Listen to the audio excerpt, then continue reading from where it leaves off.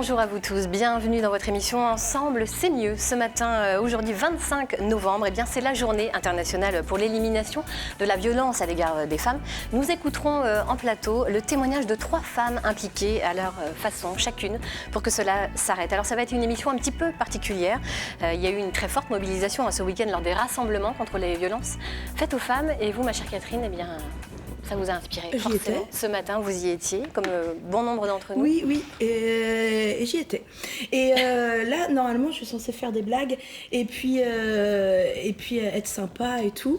Mais désolée, Laurence. Ça n'empêche pas, vous pouvez être sympa quand même. C'est vrai, on va essayer. Faire des blagues, c'est peut-être plus compliqué, effectivement. Du coup, pas de blague aujourd'hui. Et je vais même peut-être dire des gros mots. Parce que je vais parler de choses comme le patriarcat. C'est un système, une organisation sociale qui repose sur la domination masculine, qui est entretenue par des hommes et des femmes et qui se fait au détriment des femmes. Je vais parler aussi de masculinité toxique, un autre gros mot. C'est différent de la virilité, mais c'est quand on associe notamment à l'essence de l'homme la compétition, la domination de l'autre, le pouvoir, la violence. Et les hommes en sont victimes aussi, et c'est par exemple quand un homme se sent menacé par le pouvoir d'une femme.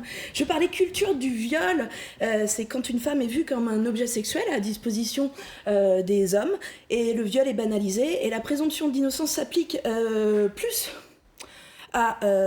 aux violeurs d'ailleurs parfois qu'aux victimes. Elle portait quoi? Elle avait pas bu un peu, non? Et puis elle rentrait tard de chez elle. C'est quand on dit d'ailleurs aux femmes de rester chez elles et on oublie de dire aux hommes de violer.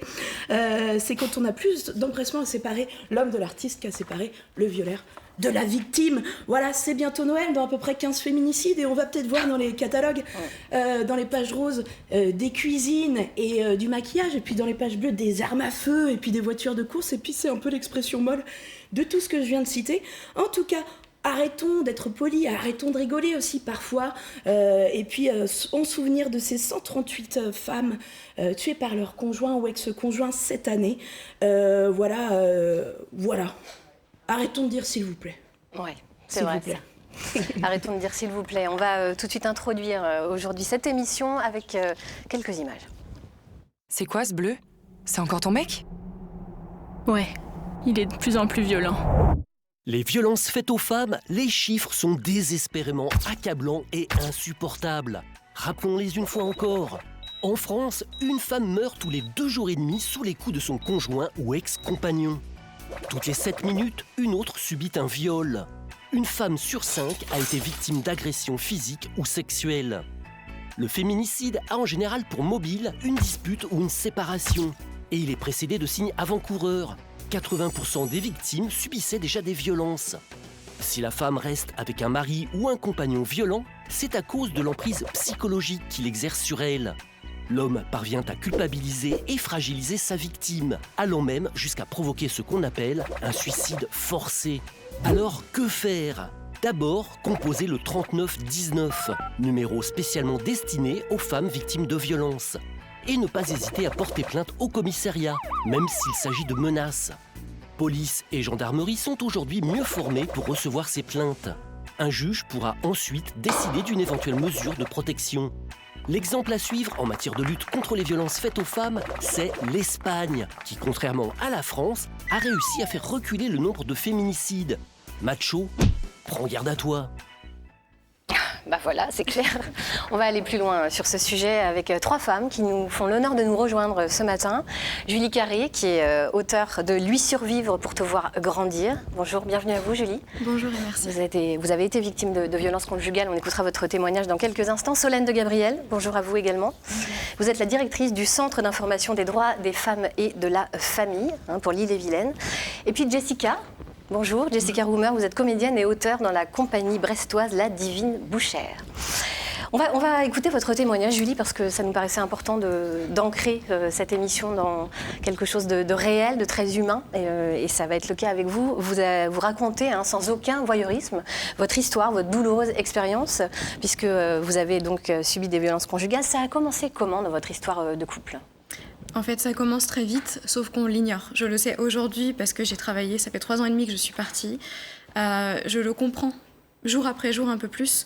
Au départ, quand on vit les choses, on est amoureuse, on est authentique, on est entière, on se donne. On raconte à la personne que l'on aime, avec qui on souhaite partager sa vie, parce que moi, j'étais folle amoureuse. Je lui parle de moi, de qui je suis, de mon histoire, de mon vécu, de mes cassures, de mes névroses, comme on en a tous. Je suis moi-même, je suis entière. Et en fait, ce que j'apprendrai par la suite, après, avec beaucoup de recul aujourd'hui, c'est que je lui servirai sur un plateau toutes les ficelles qu'il aura juste à tirer pour que je sois à sa merci. L'emprise, c'est quelque chose... Je suis heureuse, en fait, très émue et très touchée de... Voilà, pardon, c'est beaucoup d'émotions. Très émue, très touchée de voir que l'emprise va être reconnue aujourd'hui. Parce que c'est ça. C'est exactement ce que nous vivons. C'est une mort. On n'a plus d'identité. On n'est plus des personnes à part entière. Nous sommes ce qu'ils attendent de nous. Parce qu'ils ont cette faculté de nous faire comprendre que si on est encore en vie aujourd'hui, c'est parce qu'il l'a décidé. Tout simplement. Quand les premiers coups tombent, vous pensez que vous le méritez, vous minimisez, vous le pardonnez ? Quand les premiers coups tombent, je suis enceinte. Voilà. Ça veut dire que c'est compliqué. Le contraste, je porte la vie, je suis une maman, je vais être maman, je suis une femme, mais je prends des coups. Il m'insulte, il me crache dessus, me menace de mort si je veux partir, jusqu'au jour où je décide d'aller chez ma maman pour me réfugier parce que psychologiquement, je suis à bout, je suis épuisée. J'ai jamais voulu mourir. J'ai jamais voulu partir, j'ai toujours voulu vivre. Ça peut être complètement paradoxal parfois de le dire, mais je voulais vivre à en crever. C'est ça. Les choses, c'est ça. C'est comment vivre quand on vous en empêche. Donc j'ai décidé de survivre. Et aujourd'hui, la phrase que je me dis tous les matins, quand je regarde ma fille, c'est « la mort attendra ». J'ai décidé de vivre. Ça veut dire que si je témoigne aujourd'hui, je prends un risque. Parce que je ne sais pas où il est en France, depuis plus de 2 ans, et que je prends le risque de m'exprimer. J'ai tendance à penser que c'est le message que je veux aussi véhiculer aux femmes. C'est partir. Partez. Même si c'est difficile derrière, parce que je veux mentir à personne. Mon nouveau livre, justement, qui va sortir en janvier 2020, donc janvier prochain, qui s'intitule « Pour exister », c'est justement ça. Je veux libérer la voix, je veux abolir le silence. On est prisonnière d'un silence. Je veux que le curseur de la honte se déplace de la victime vers le bourreau. Je rêve, ça m'arrive encore de rêver parfois, ça m'arrive encore.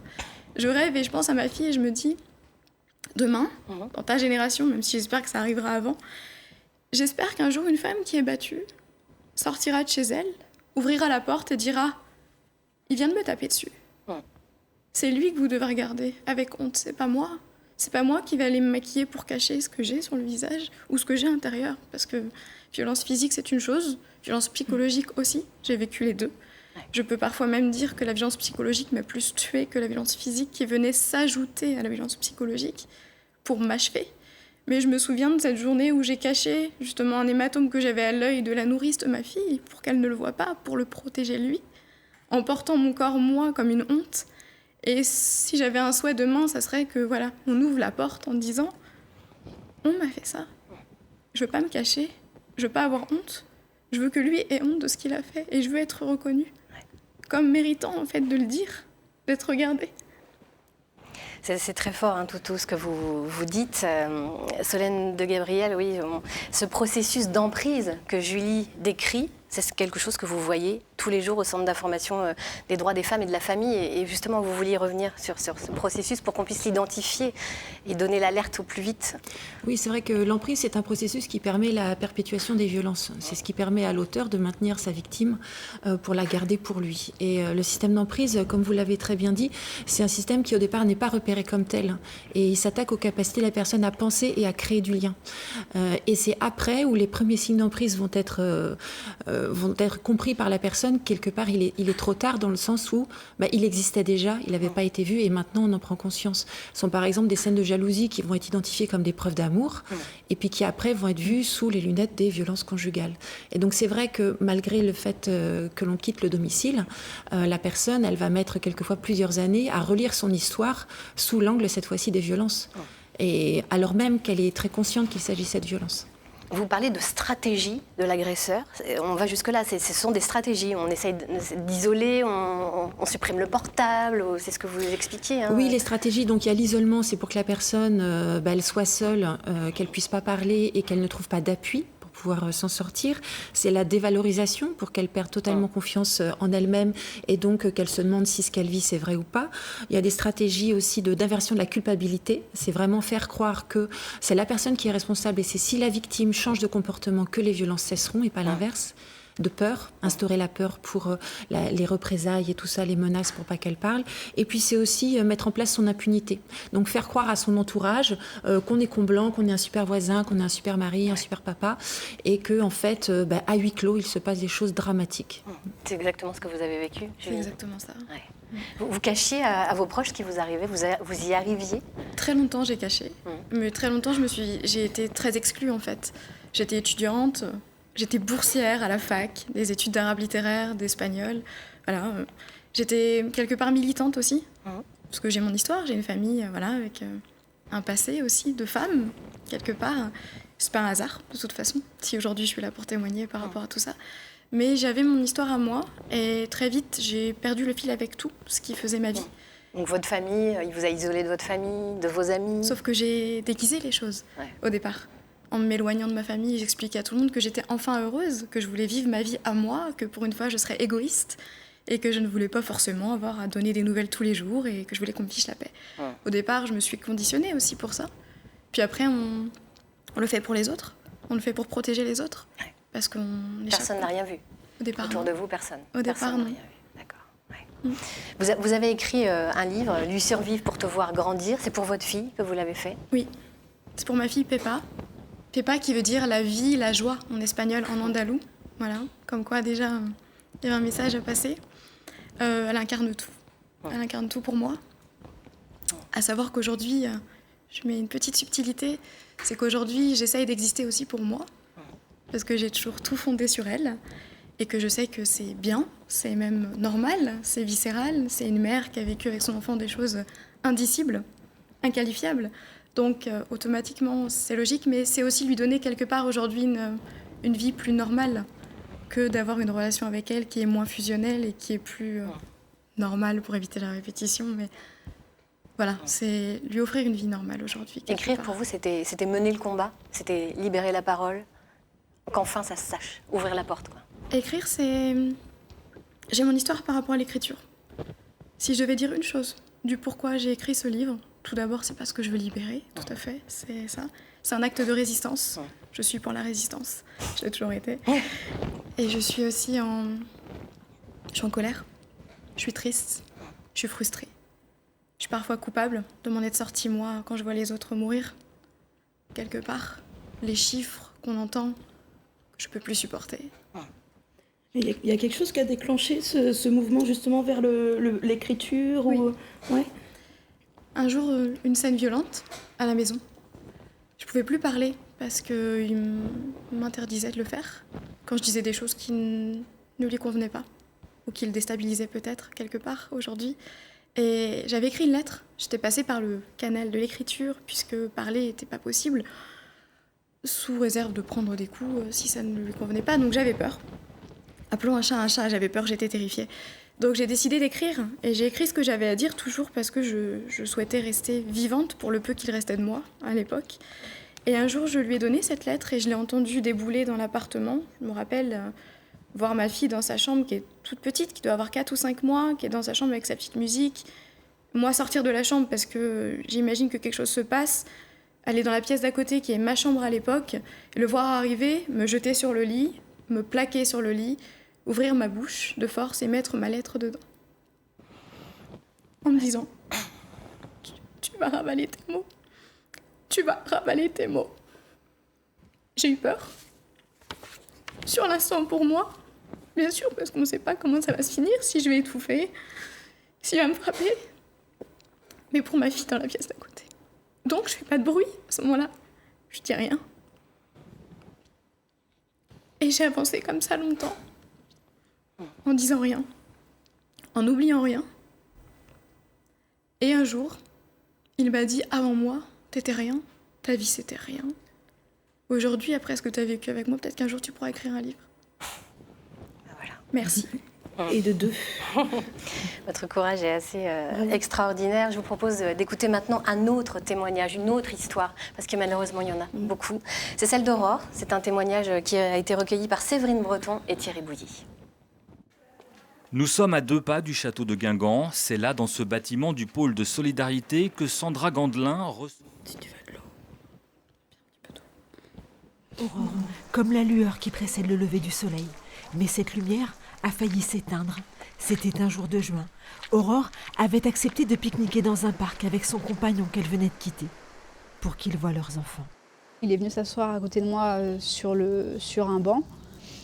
Et là, il m'a dit, du coup, c'est fini. J'ai dit oui, c'est fini. Et là, il m'a dit que tout était fini pour tout le monde. Il a sorti une pierre de sous sa veste. Et du coup, il a commencé à me frapper au crâne. Par chance, des promeneurs sont entrés dans le parc. Les gendarmes ont ramassé la pierre.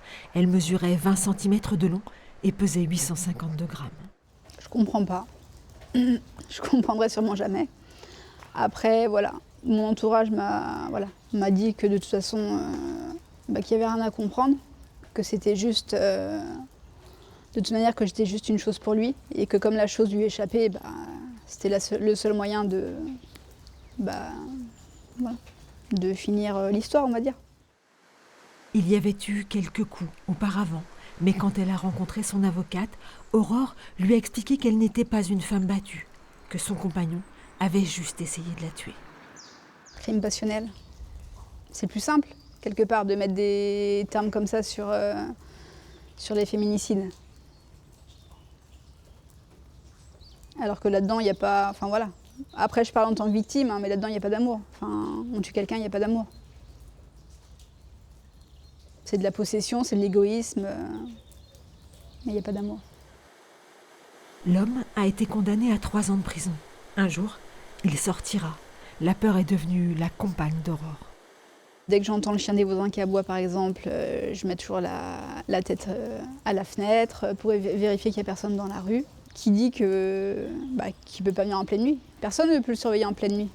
Puis les gendarmes, voilà, vont pas poster une personne devant mon domicile. C'est tout le temps être aux aguets, être en hyper vigilance, tout le temps. Aurore a adressé une lettre à Marlène Schiappa. Tous les 3 jours en France, une femme meurt sous les coups. Les femmes qui décèdent sous les coups de leur conjoint ou ex-conjoint, c'est pas juste des faits divers. C'est la réalité de notre société. C'est important, c'est grave. Il y a toujours une petite voix qui nous dit ça aurait pu être toi, ou ça peut très bien être toi demain aussi. On ne sait pas de quoi demain est fait. Et laisser des femmes mourir comme ça, c'est juste pas supportable. Aurore termine sa lettre en demandant de l'aide, pour elle et toutes les autres, la création de vraies mesures de sécurité. Protégez-moi, implore-t-elle. Donnez-moi une chance de vivre.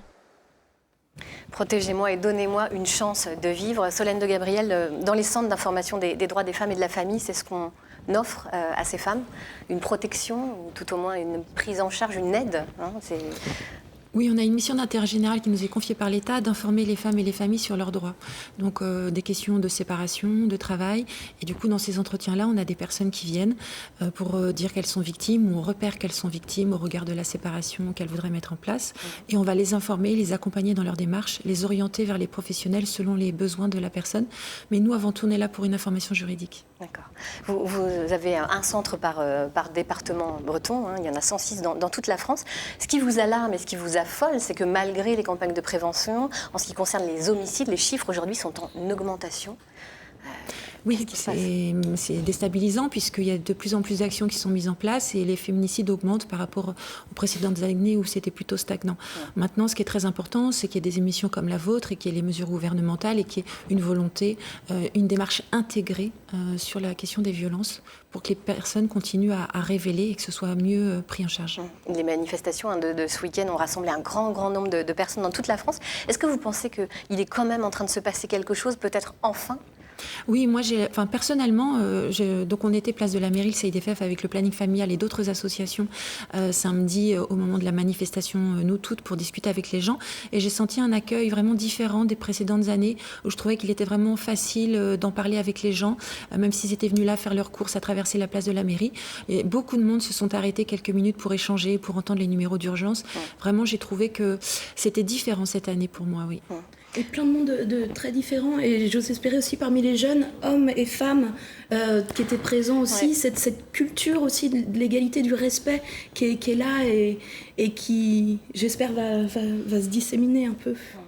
Alors, c'était joyeux. Oui, malgré tout. Oui. Quand on parle de violences, on les met au pluriel, parce que les violences faites aux femmes, elles sont multiples. Et vous vouliez revenir sur oui, on ne dit pas la violence conjugale, mais les violences conjugales, parce qu'elles sont polyformes. Et donc, il y a la violence dans le couple, dans la famille, au travail, dont on parle assez peu, les violences au travail.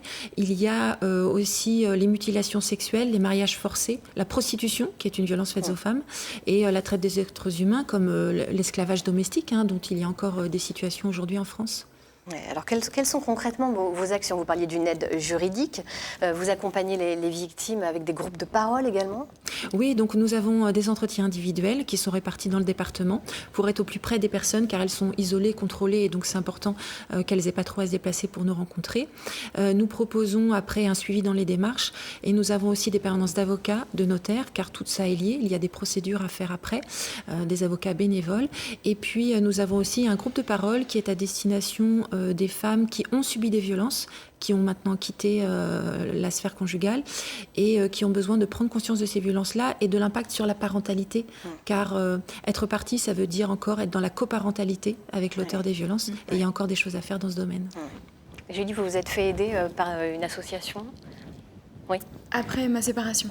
Oui, tout à fait. Pendant, moi, j'ai rien fait, en fait. J'ai rien fait pendant. Je n'ai pas porté plainte et je n'ai pas été chez le médecin pour prouver que je vivais des choses difficiles. C'est ce qui m'a desservi aujourd'hui, après, justement, pour justement que les plaintes puissent avoir un regard par la justice. Si j'ai quelque chose à dire, en tant qu'ancienne victime, c'est de dire aux femmes ce que moi je n'ai pas fait. C'est aller porter plainte. Faites-le. C'est aller voir le médecin. Faites-le. Moi, je ne l'ai pas fait. Et c'est ce qui servira de preuve, entre guillemets, le jour où on décide de sortir de ce silence meurtrier dans lequel on est prisonnière. C'est à faire. Au plus vite. Au plus vite. Mais pour que ça puisse être fait, il faut protéger ces femmes. Vous les aiguillez vers des dispositifs d'accueil afin justement qu'elles soient prises en charge au plus vite. Oui, donc après ça dépend. Pour chaque personne, la situation est différente. C'est important de connaître ses besoins, ce qu'elle a envie de faire et les possibilités. Il y a un numéro départemental et qui propose de l'hébergement d'urgence. Donc il y a des places dans une association qui s'appelle la SFAD, mais il y a aussi des nuitées d'hôtel pour les personnes pour pas qu'elles se retrouvent à la rue en voulant quitter précipitamment dans la nuit le domicile. Donc les dispositifs, ils sont ça, c'est pour l'Ille-et-Vilaine. C'est un dispositif assez unique en France. Vous avez un numéro local dédié aux violences conjugales. Qui existe depuis à peu près 1995. Et c'est un peu unique. Il a évidemment en parallèle le 3919, évidemment qu'on rappelle, c'est le numéro national, mais celui-ci est donc le numéro local pour l'Ille-et-Vilaine. On parlait justement de ces dispositifs d'accueil. Et bien pour éviter le pire, justement, on va voir dans un département un centre d'accueil. Catherine Bazille et Fabrice Leroy se sont rendus dans celui de Guingamp, dans les Côtes-d'Armor. Il s'appelle Avec elle. Nous sommes à 2 pas du château de Guingamp. C'est là, dans ce bâtiment du pôle de solidarité, que Sandra Gandelin reçoit les femmes victimes de violences. Avec ou sans rendez-vous, elles peuvent ici libérer leur parole. La première question qu'on me pose, c'est souvent « je viens vous voir parce que je ne sais pas trop, j'aurais peut-être pas dû venir, est-ce que ce sont des violences ?» Et quand elles parlent, elles minimisent, mais moi j'entends des violences. Donc je peux leur dire « oui, vous êtes victime de violences conjugales ». Et c'est souvent ce qu'elles viennent chercher en premier lieu. Plutôt le matin, est-ce que mardi à 11h, ce serait possible pour vous ? D'accord. Un premier contact par téléphone, puis un premier échange dans l'intimité du bureau. Accueil, écoute, orientation, ce sont les 3 maîtres mots de cette permanence. Au fur et à mesure, on voit les besoins. Ça peut être des besoins hyper pragmatiques. Qui garde le chien ? Parce que le chien n'est pas accepté dans l'hébergement. Comment je vais aller à mon travail ? Parce que je prenais la voiture de monsieur. Donc on essaye de débrouiller ça au fur et à mesure. Le but, moi, je dois être une facilitatrice. Partir, c'est possible, mais c'est pas facile. Donc moi, je dois essayer de faciliter au maximum. Encore faut-il trouver une solution d'hébergement, souvent en urgence. C'est là que le bât blesse. Quand les femmes ont des solutions familiales, de proches, financières aussi, bon là c'est plus simple. Mais pour nous, le point qui est difficile, c'est quand les femmes veulent partir, de trouver une solution d'hébergement. Là, on est vite réduit au niveau du territoire, puisque chaque structure sur le territoire des Côtes-d'Armor a quelques places d'hébergement. Mais par rapport au nombre de personnes qui veulent, de femmes qui souhaitent partir, on ne couvre pas toutes les demandes. En 2018, 65 femmes ont pris contact avec cette structure. Pour 2019, elles sont déjà 60 à avoir poussé la porte et l'année n'est pas finie. Libérer la parole, hein. Pas facile, hein, c'est ce qu'on voit, hein, les femmes qui hésitent à pousser la porte, évidemment, souvent par manque de solutions d'hébergement, et ça c'est un vrai problème. Oui, c'est vrai que comme c'est très bien dit dans leur reportage, il n'y a pas assez de place pour tout le monde, mais c'est à chacune de trouver sa solution. Il y a aussi l'éviction du conjoint violent, le fait de faire partir l'auteur du domicile plutôt que ce soit la victime. Mais voilà, chaque victime n'est pas forcément à l'aise avec l'idée de partir ou de rester. C'est une réponse personnalisée qu'il faut. Oui, effectivement. Alors, oui. Ce qui est difficile en tant que victime, c'est que parfois, justement, le fait de ne pas trouver de logement, le fait de ne pas avoir d'argent, parce que très souvent on ne travaille pas, de devoir emmener ses enfants et de se dire mais je suis protégée comment pour mes enfants ? Dans mon cas de figure à moi, je n'avais pas la justice. Donc, quand j'ai décidé un jour de partir avec ma fille qui était petite, il m'a dit c'est simple. Si tu pars avec elle, je vais à la gendarmerie, enlèvement d'enfants. Si tu pars sans elle, je vais à la gendarmerie, abandon d'enfant. Je récupérerai les droits devant la justice, tu n'auras jamais ta fille. Ce jour-là, j'ai posé mon sac, j'ai emmené ma fille dans son lit et je suis restée. Ça fait peur de partir, parce qu'on est vraiment seul en fait. Et que si on part, si j'ai jamais porté plainte à l'époque, parce que je savais pas comment expliquer déjà que j'arriverais pas à pousser la porte de la gendarmerie ou de la police parce que ça restait l'homme à l'époque que je pensais aimer. Je préférais, entre guillemets, continuer à encaisser, en protégeant ma fille au maximum de ce qui se passait vraiment, et me dire que c'était plus simple comme ça. Parce que pousser cette porte, aller porter plainte, aller faire du mal à l'autre, à cette personne qui nous en fait, mais dont on n'a pas du tout conscience sur le coup, c'est pas possible, c'est pas envisageable. Et il y a aussi cet instinct de survie. Si je porte plainte et qu'il est au courant, il me tuera. Moi, j'avais peur de mourir. Donc, on reste. Alors pour avoir Oui, pardon. C'est pour ça, les questions qui reviennent souvent, mais pourquoi elle n'est pas partie ? Pourquoi Et c'est ça, c'est parce que c'est tellement complexe et toutes ces portes qui devraient être ouvertes sont souvent fermées et symboliquement pas. Alors il y a des portes qui s'ouvrent parfois de manière différente, hein, par la culture justement, et ça peut être un biais pour faire sortir, pour libérer cette parole. Jessica Roomer, vous êtes donc comédienne, hein, mais également l'auteur de la pièce Concerto pour salope en viol mineur, qui met en scène la violence et la difficulté de la parole des victimes. Comment est née l'envie de créer cette pièce de théâtre ? C'est une pièce qu'on a créée en 2013 dans le cadre d'une campagne artistique contre le viol. Et c'est une campagne que j'avais menée avec une amie plasticienne qui cherchait une autrice pour l'accompagner. Elle voulait faire des affiches. Parce qu'elle était victime, elle avait été victime, et sa sœur venait d'être victime, et du coup, ça lui semblait intolérable que, deux par fratrie, c'était pas possible. Et de se rendre compte de l'ampleur des dégâts, en fait. Et moi, elle m'en parle et elle savait pas que j'ai été victime. Et du coup, moi, c'était la première fois que je pouvais me saisir de ce sujet-là. J'avais même jamais pensé à écrire là-dessus. Et du coup, je lui ai dit oui, évidemment. Et donc, on a monté cette campagne. On a fait appel à une vingtaine d'artistes qui étaient des amis à nous. Et beaucoup de plasticiens, de plasticiennes. Et au final, cette pièce de théâtre est née dans le cadre de cette campagne. On s'est dit, ce serait bien aussi qu'il y ait une performance théâtrale. Donc j'ai écrit ces textes-là dans ce cadre-là. Et on l'a créé dans une maison pour toutes à Brest, qui s'appelle Elle Cause. Et depuis 2013, cette pièce, elle tourne. Elle tourne peu, parce que c'est difficile de la caser, parce qu'elle dure 30 minutes. Elle a salope et viol dans son titre. Les théâtres se l'arrachent pas forcément, mais elle a sa vie en fait. C'est assez chouette de se dire, avec l'équipe, on est tout hyper motivés. On se dit, quand on aura 60 ans, s'il faut, on la jouera encore. Je pense que c'est une pièce que vous jouerez très très longtemps encore. On va regarder un petit extrait. Ça a duré 4 minutes. Je pense au temps, c'est désagréable. En plein jour. Je pense à l'air, tous les jours. Et cela ressemble tout à fait à la mort. Même pas eu le temps de pleurer. J'aurais dû te crever les yeux. J'aurais dû te casser les doigts. J'aurais dû te ratatiner la tronche. J'aurais dû te fumer la cervelle. J'aurais dû t'exploser les entrailles. J'aurais dû t'arracher les couilles. J'aurais dû t'écrabouiller la pile. J'ai laissé le silence commander ma vie. J'ai porté mon corps à bout de bras, mon propre cadavre sur le dos. Je l'ai traîné là où il était demandé, victime raisonnable. Je suis une guerrière parce que j'ai décidé de rompre le contrat. Je suis une guerrière parce que j'ai dit alors qu'on aurait voulu que je me taise.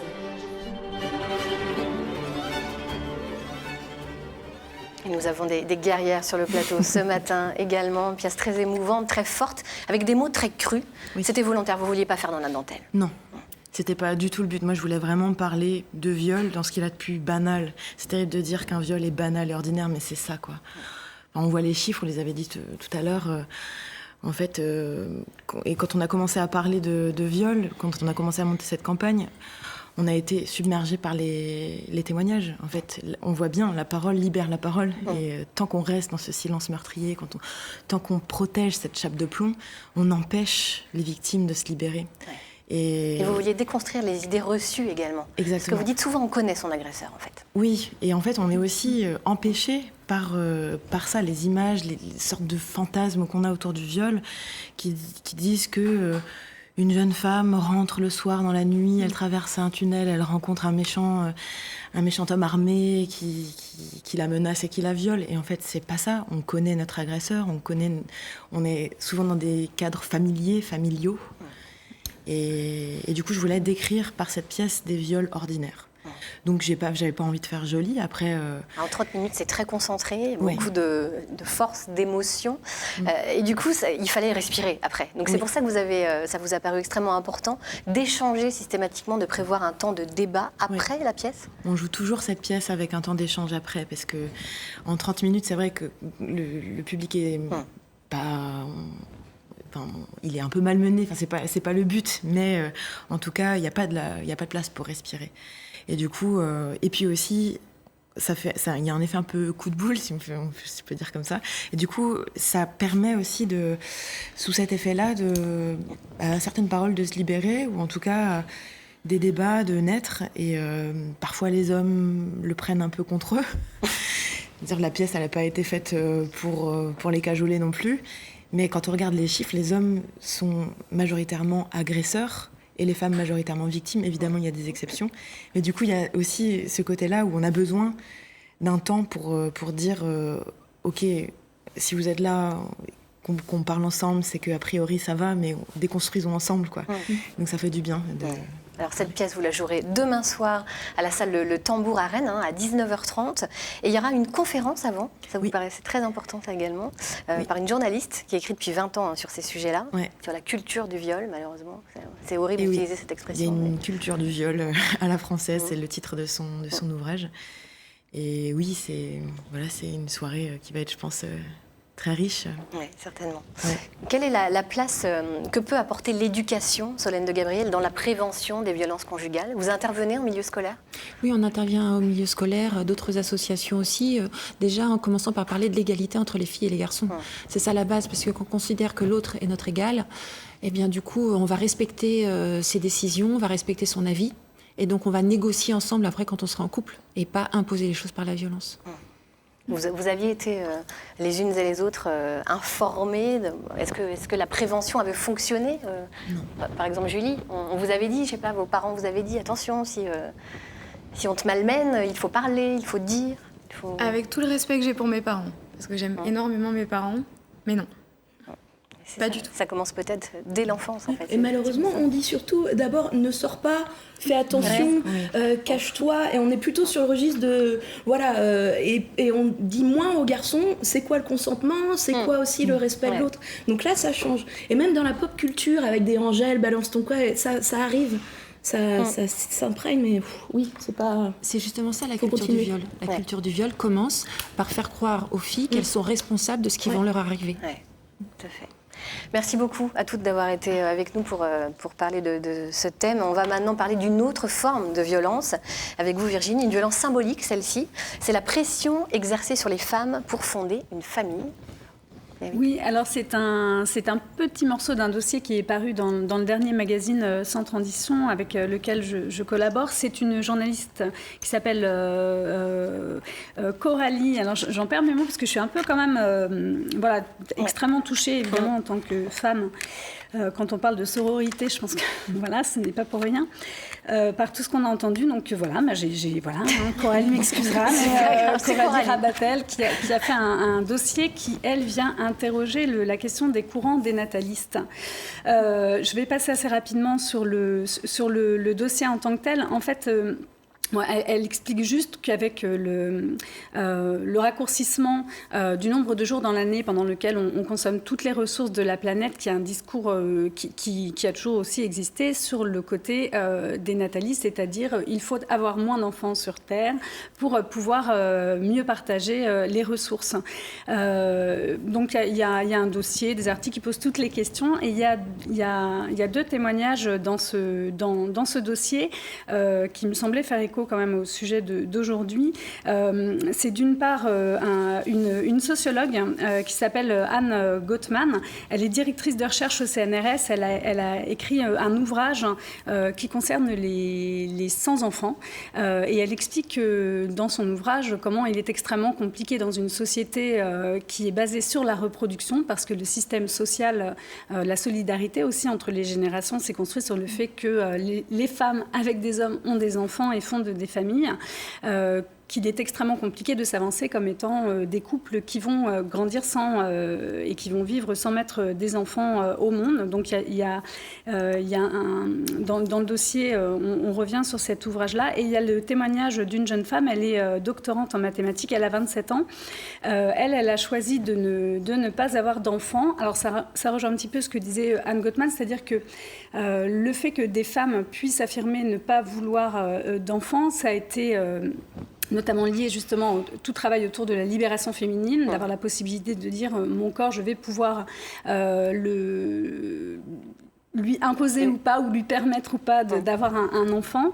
Mais elle explique qu'aujourd'hui, il y a aussi des discours naissants dans l'écologie sur le fait de ne pas avoir d'enfants.